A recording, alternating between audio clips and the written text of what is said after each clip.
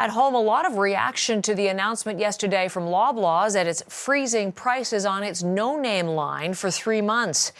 The reaction ranges. Some call it a PR stunt. Others welcome the move as a big price break. Scott Peterson is gauging all of it for us. Number one, what are we hearing overall today? We're hearing a reaction first from the Loblaw. It's really setting the lead on this. And clearly you get a sense that grocery stores are under pressure, with Metro coming out late yesterday with their own statement saying that they too want to freeze prices through the end of the year. This is a statement coming out late yesterday from Metro saying it is an industry practice to have a price freeze from November 1st to February 5th for all private labels and national brand grocery products, and this will be the case again this year in all of Metro banners, and that includes Metro and Food Basics, etc. Now, CBC took that statement to Loblaw themselves, saying that, well, is this the case? Is this an industry standard at this time of year? And this is the response by Loblaw, saying that this is definitely not an industry standard, saying that there's no freezing prices is absolutely not the industry practice. We have implemented this as one of the many ways to help our customers combat inflationary pressures when shopping for groceries.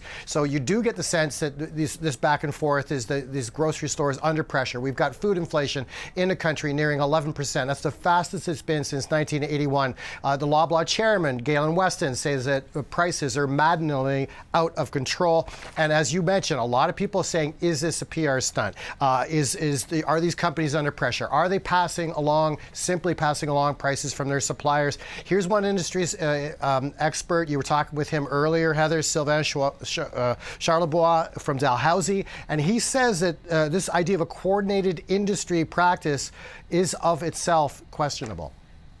I've been following the grocery industry for 25 years, so I'm not aware of a standard, and Metro did talk about a practice, a so-called practice. Now, if there is a practice to limit price increases or anything at all, it's illegal in Canada, and I hope that Ottawa will look into this matter as they investigate food inflation. And that, Heather, is where things get political, and Jagmeet Singh of NDP has already indicated that he wants to look into this even further. And Sylvain Charlebois saying he'll be testifying before any proceedings to come. What is the view from Canadians having to pay more as they go through the checkout counter? Yeah, for obvious reaction, they're not happy about it. This is making things very tough for Canadian families, making ends meet, buying groceries to feed your family. Here's a little bit more of a different sampling of what we're hearing at CBC. Mostly like the no-name stuff that I find myself buying a lot now because it seems a little bit cheaper.